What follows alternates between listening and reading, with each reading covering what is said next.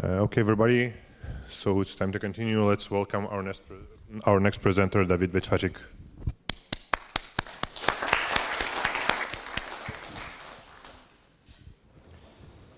Okay, I welcome to you here.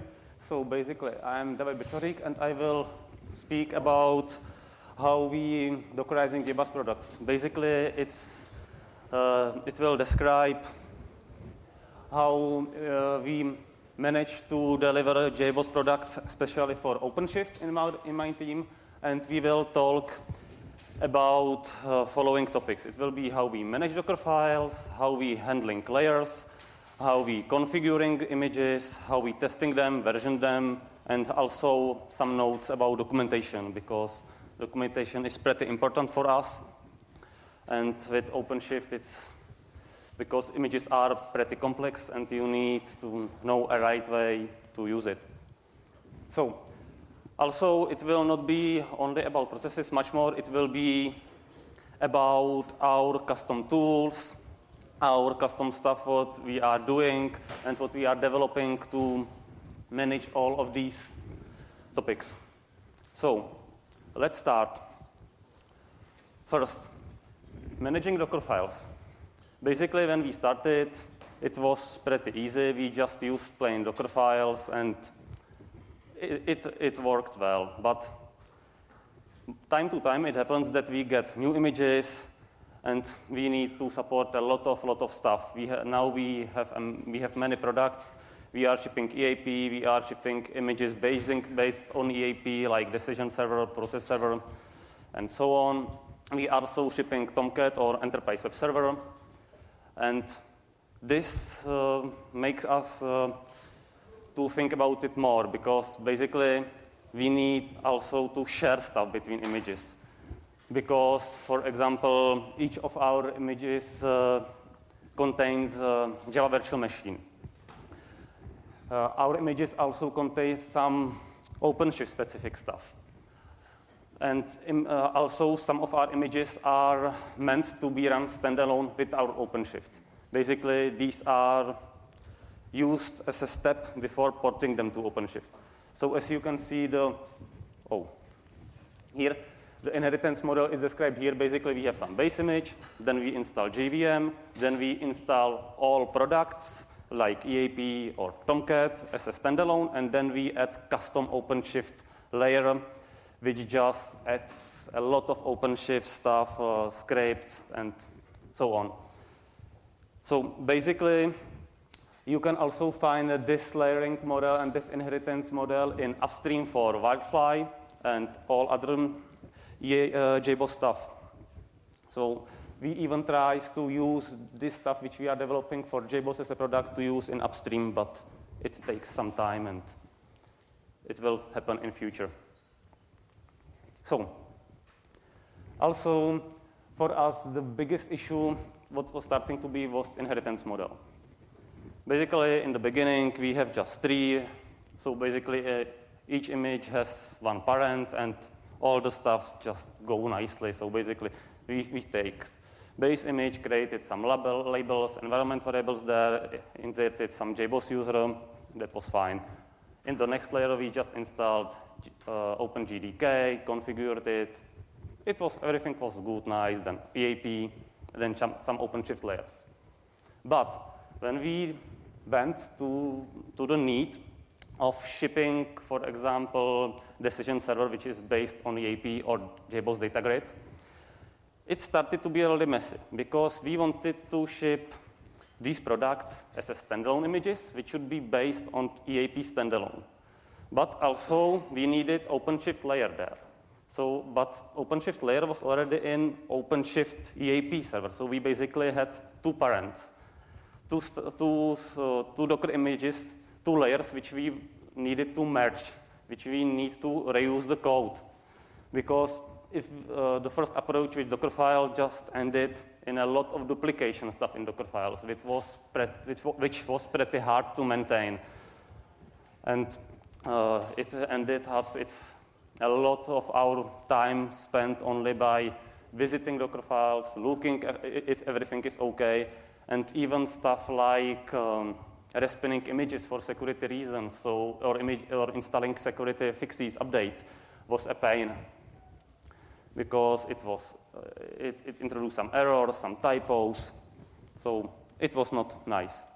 So basically, we've decided that we need to do something better. So we created a tool which is called Dogen, just a Docker file generator. It's upstream project. It lives on GitHub. It's even Dockerized, so you can just run it from a container.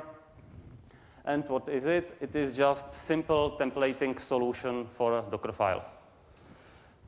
It's really easy. It's Jinja-based. I will show you how it looks in a few seconds. There is some code snippet.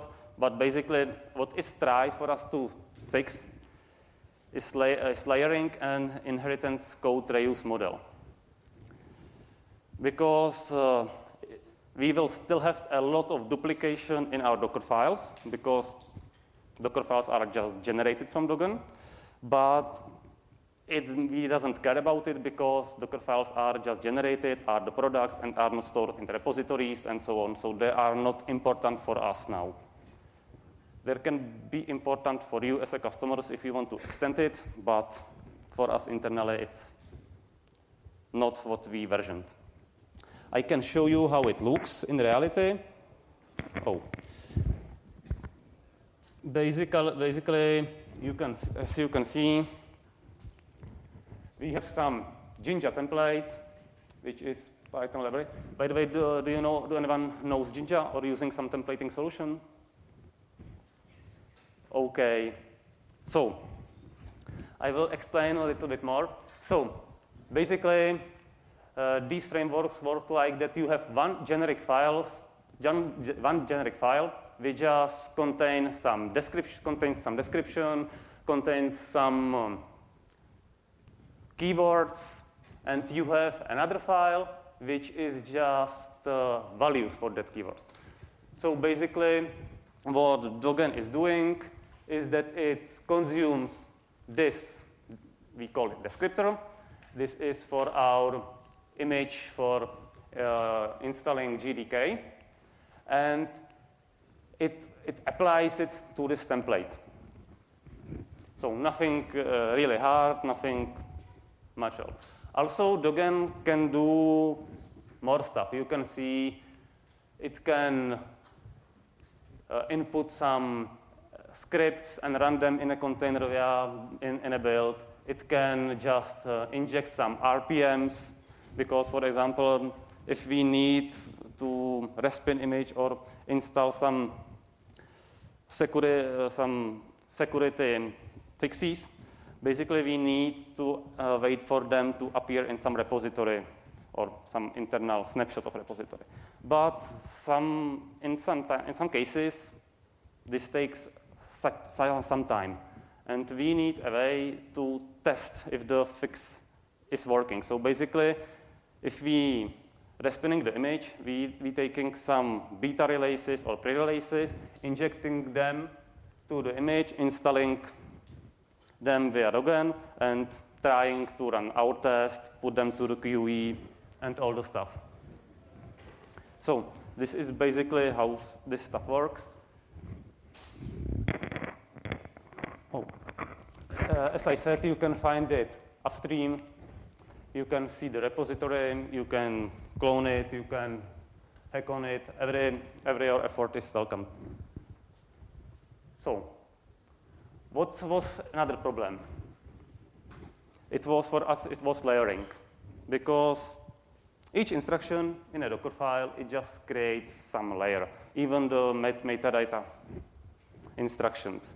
And with a lot of layers, images just are big and hard to deal with.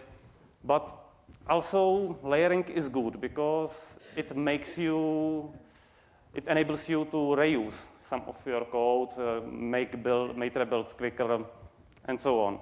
So basically, we needed to find a solution how to make layering good. So we don't have a lot of layers, but also we don't miss some opportunity to share stuff.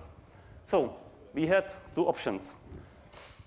Basically, we could try to combine every command to one command. So basically, we will have one label command, one environment command, one run command in Dockerfile. It can work, but it's a little bit weird. And sometimes we need to run some script in a Docker image during the build via different user. Typically, we are switching to user root and our application user. So it was not nice. So another option was to squash layers. Basically, looking at upstream, looking at some Docker issues and Docker approach, they are not interested in having anything about squashing in Docker, even to be able to have some instruction in Dockerfile to mark some blocks that should be on one layer. There is a long discussion, but the pull request and all the stuff was closed. So my colleague Marek Goldman just go and write some custom tool. It's Docker scripts. It's pretty nice script which is able to squash layers. It's maintained, it's used, and all of the images produced by Red Hat, by our team, are squashed by this tool, so it's proven by usage. Also, what's great, it's now even able to squash new Docker image format, which was introduced in version 9.10. Also, this tool is pretty nice. It just works basically the way that it take the layers from the Docker daemon. It just look inside, open the tar files, merge them, remove the necessary stuff, and just put it back and upload back to the Docker daemon.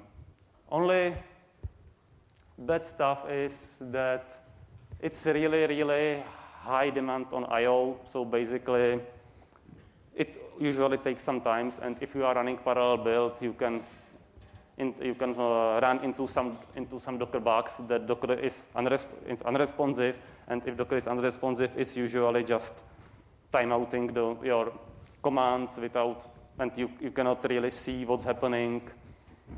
It's just not goodly written in this way, so be aware. Just not try to squash multiple images at a time. So, next stuff. What we really needed to do is that we need to configure images. And we are configuring a really, really lot of images and a lot of stuff in images. As an example, you can see EAP OpenShift image. What our configuration stuff is able to do is that it can consume some environment variables you pass to image or OpenShift pass to the image, and for example, create data sources, create connections to some messaging like ActiveMQ. We support STI deployments, so we need to inject some assemble script. By the way, do you know what is STI, S2I? Okay, so basically, this is pretty nice feature of OpenShift, which just enables you to take, for example, EAP OpenShift image, and you have some application you want to run it inside. So basically, in OpenShift, you just put URL to your Git repository or any repository, and OpenShift will just use EAP image and run STI for it. It will create another image in which it will build your application via Maven or via build system you specify, collect the artifacts, deploy it to EAP, and run the pod inside OpenShift. So it just enables you to quickly deploy a lot of your stuff. Also, we support clustering, which some self-discovery, so we need to insert some stuff like our custom clustering providers and way to find another instances. There is really a lot of stuff to do. Also, we have two types of configuration in images. We have build-time configuration, which is typically the stuff you run via Docker build. So this is it just configures some stuff which is same for all, like it can inject some logging providers, it injects Jolokia, configures it, it's just configured the image the way we want it on the OpenShift, so we are removing or disabling console and all the stuff the image has in base. But also there is runtime configuration. And runtime configuration is getting to be more and more interesting. Because what is that? It's when you start a container. And that's the fancy stuff like defining the data source, or just connecting to ActiveMQ, deploying applications, setting up SSL. You can even inject some secrets. Do really a lot of stuff. And this makes the image usable for a wider audience because it enables you to use our image with our basing on it. You will just configure it when it's run. So, how we did it? Our first approach was using shell scripts. It was looking great because everyone was able to write it. Everyone was able to hack it. It was easy to see, easy to extend. But there are some approaches like that. Almost every configuration for JBoss middleware is in XML file. And editing XML files via shell script is a little bit messy. You can do it. We are doing it for now, but the code is not so nice. Maybe it's a little bit ugly, but it works. And also, we started to think about another way. For example, how to enable users to inject the scripts, its own script, and to let them to configure our images. Because we just provide some stuff, some basic stuff, but maybe someone wants to tweak the EAP configuration a little, but he has two options basically. He can use our image and base on it and replace, for example, standalone XML file for EAP by his own, which will suit him well. But this, if you do it just in a bad way, you will unable to use our configure scripts because it will not work on customer specified configuration file. Another option is to enable him to inject the stuff into the image in a runtime and let him to run his code to configure some basic stuff. So we started to experiment with Python and created some project which is called CCT, which means containers configuration tool. And it tries to solve some stuff. Basically, we've moved from Bash to Python because a lot of stuff is easier to do with Python because there is a better API. Also, it's designed to be run as an entry point to the Docker file, to the image. Do you know what's the purpose of the entry point? Basically, in Docker files, you can have two things. There is command instruction, which is default command, which will be run. And there is also entry point, which typically is set to bin sh, which is just default interpreter, which is used for the command. So basically, CCT is designed to work as entry point. So if you use it in an image, you put it in entry point, and then it just works in the way that when the container is spawned, the CCT is spawned. And it configures the EAP or any stuff in the image. And then it's just executes itself to the desired product, desired process. So basically, from EAP, it's just executing EAP, so replacing itself with EAP. So basically, your EAP will be PIT1, and everything will be nice, and there will be no trace of CCT in your processes. Also, it's Python, so everything is easily possible. It's able to fetch Python code. It's able to just get resources. So basically, if you put any file next to the Python class you are downloading, it will be just found. It will be used as a configuration snippets. Using Python, all the stuff is really better coded than shell script. There is even better code sharing because it's using inheritance and all the stuff. I will show you how it looks. So basically, I will just only scroll a little. Oh, there, I will show this later. So basically how it works, it has some file which describing what you need to do. This one is used to configure OpenShift EAP image. You can specify some environment variables, you can use it. It's just basic YAML. And you can see that there is some stuff which is run on CCT. Basically, you can see that it's running OpenShift module, so it's OpenShift class, and the mapping is really easy. Every method in that class is mapped to the name here, and basically what you specify here is just execute same method from the right module, and it passes parameters. Basically, it's really easy. It even contains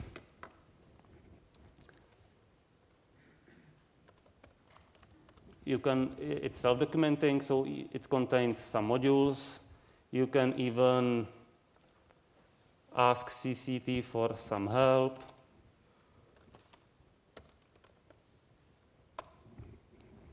It's a little bit, I will just enlarge it, and you can see that CCT describe itself, it can describe modules, which parameter is using, and so on. Basically, this tool is what we are now just considering to use in the images. We are making some proof of concept on it, and it's public repo, and if you are interested in it, you can just look at it and hack it a little.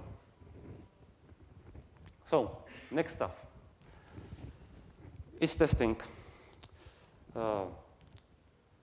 Testing is a little bit weird little bit weird topic for containers because not many people are testing them in a way we do.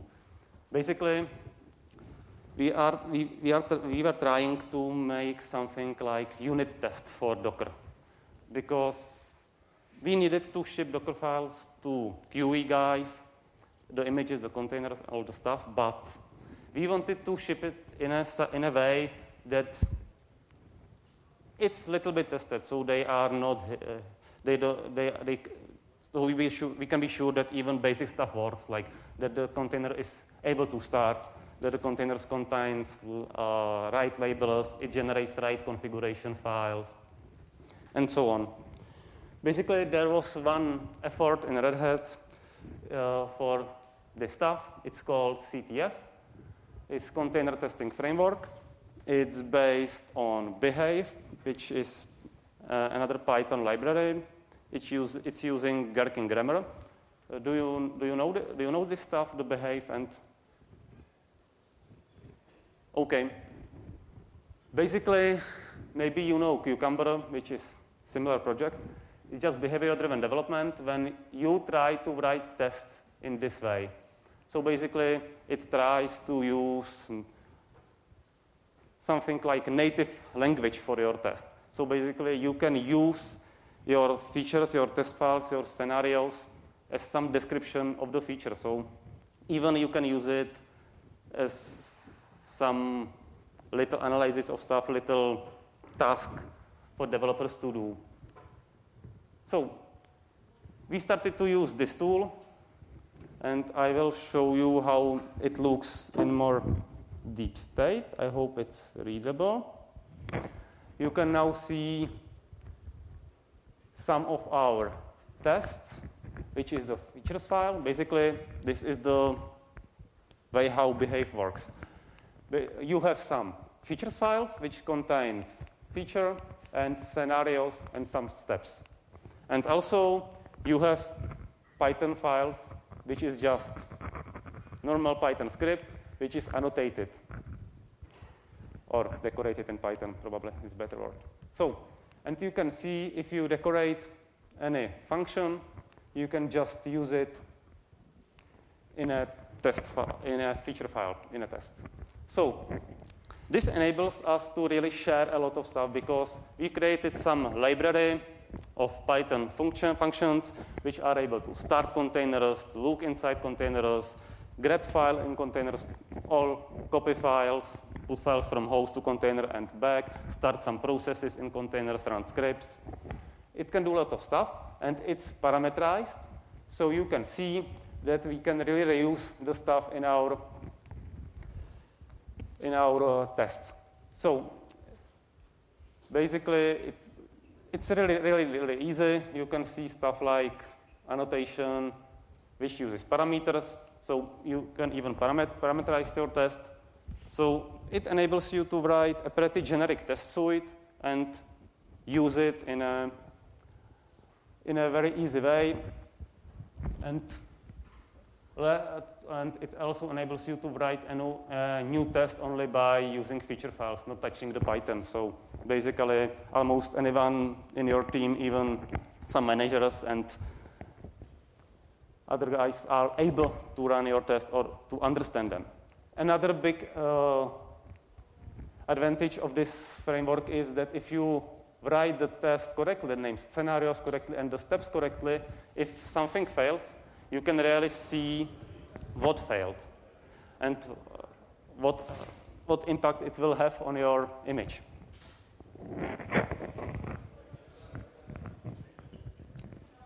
So that's stuff about CTF. I think that this is a really interesting project, and what is really good about it that it's created about sharing the test and sharing the Python stuff, because in CTF every Python module, every Python class with test is just a Git repository, and CTF is able to manage them. It just clone them as a submodule and manage them. So basically, there are some stuff on GitHub, and if you want to use it, you can just get our test and write your feature files. It's just almost battery include.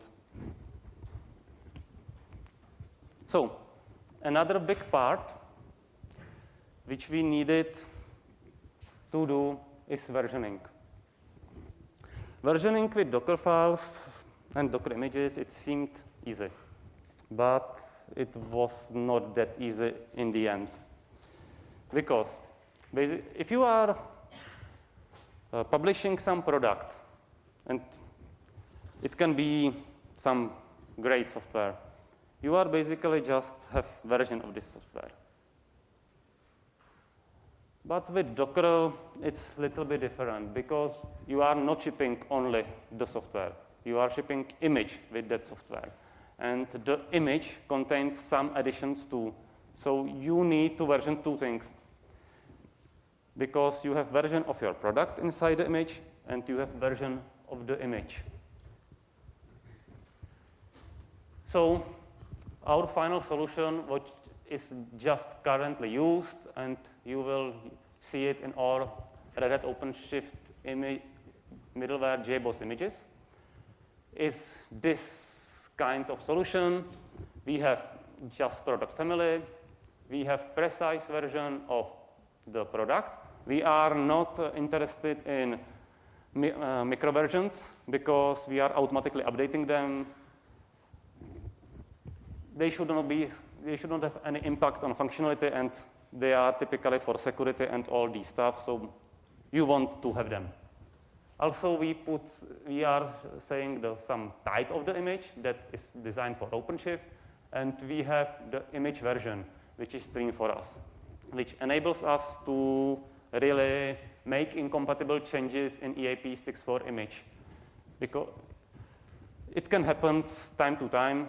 We have need for this few months ago when OpenShift was changing requirements to specify user ID to user instruction in Dockerfile instead of username.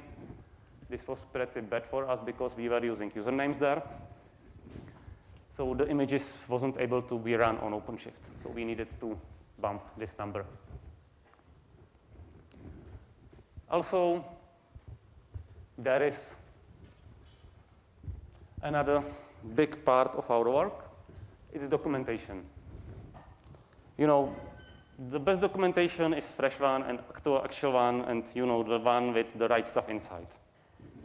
But it's hard to do it, and we are engineers. We don't like to write documentation typically. So we needed to find a way how to have a good documentation with not much effort put inside. So we decided, because we are using Dogen for generating Docker files, that we can put some stuff like descriptions, some example values, and we can generate a lot of our documentation from the sources. So basically, almost all of our documentation is generated. It's generated using OVStruct and AsciiDoc, and it's just self-maintained. So we can see if anything changed in an image, it's almost instantly changed in documentation. So this is just some summary what it enabled for us. If we take all these approaches together, we are now able to automatically test all of our images during the builds. We can test pull requests. We can see if anything breaks really, really fast. Also, with every build, we have a fresh documentation. So our documentation is always up to date to current images. So we can provide documentation to doc team, and they can just consume it. Also, another benefit, which is pretty important for us, is that with templating, all of our Docker files look same. So we have same order of instruction, environment variables and labels defined in same order. So everything looks really nice. It's easy to diff, and you can really, really see the changes quickly if you are looking at Docker files. Also, with Dogen, CCT, and all the layering stuff, we are really, really able to share all of our scripts or of our configurations stuff to our images. So we don't have a duplication of code in our repository. So this is really, really good for maintenance, and this really enables us to spend a lot of time by delivering new stuff, not but by maintaining, testing, and doing the boring work. So I want to thank you. And do you have any questions? I have a question. So how is this integrated, like these releases of the containers are related to our errata? Let's say there is a critical JMOS errata. How do I know? Because like I've just searched and it doesn't list that this container version has this errata built in. How can we know? Basically, this is part of the documentation. And also, we propose, and your URL documentation should be in changelog label of the image. Because atomic app contains some changelog label defined, so we are trying to use it. But basically, what's changed is in the documentation. It's not in the image inside because it's hard to put it somewhere. It can be easy to put it in standalone and, for example, have default commands to list it. But it's pretty hard in OpenShift because in OpenShift there is not a good way to show user something about the image. Because we have different versioning in there as well. Yeah. Okay. Are there tools available in Koji and Brew, so anyone who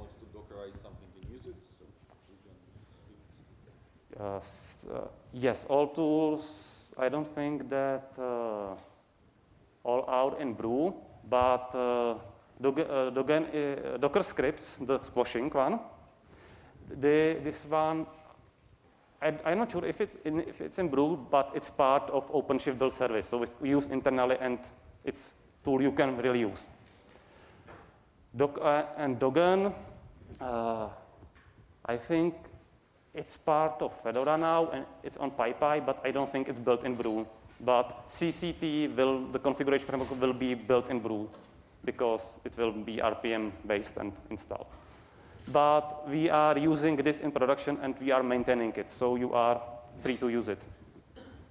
And even if you will have any troubles, just put any issue to the upstream, and we are really using upstream, and we are not patching the versions, and we are working on the GitHub repositories. So you can reach us there. Any other question? I have more. Okay. Maybe I'll ask you some questions after. So in upstream, like in this code share on GitHub, do you still have these layers that you've just described, like first install the base, then install Java? Because you have some requests to, like, let's say you use a different Java, like you use Oracle Java or use IBM Java inside for JBoss, but in a container. So is that possible to do with just changing this middle layer?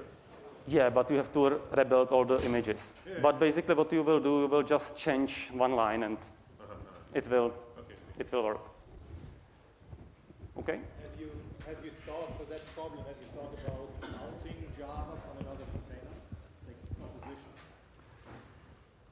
Yes, we were thinking about it a little, but for now we are just for the OpenJDK, and because I think that for us it's pretty hard, Red Hat is pretty hard to ship Oracle JVM in image or something like that. So, and just concatenating two images, I think that's the stuff the customer needs to do, because I don't think, for example, using Oracle or IBM Java, I don't think that you even can fetch it automatically. You will have to have some cookie and accept some. Have you thought about documenting for customers how to put it on top? Where you could lay Oracle Java on top of the image tree if you really insist on it. Yeah, you can do it. We don't have it in documentation, and I think this should be part of OpenShift documentation for all images, not about XPath images. But yeah, that's a good idea.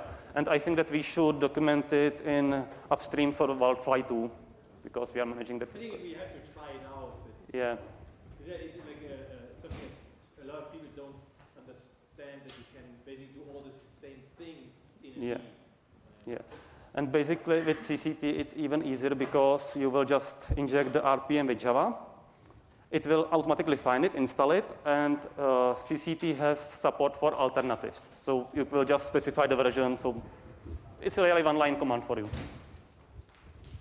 Okay. So do you think it's finally time to get rid of Docker Builder and create something new which will contain all of that, and we don't have to have like 5 tools to do one job very well? Yeah, basically I think that it's what we are doing, and all our tools are integrated and do each part. But yeah, that was one of approach we considered. But replacing Docker files and creating custom builders, it's hard. But I think it's a good idea to do it because there is Racket, there is Open Container Specification, all the stuff. Just have one tool which can build container for any provider. And to get rid of Dockerfile because, I think that Dockerfile is nice. It enables containers to spread, but now it's very limiting. Okay, any other question? Okay, so thank you.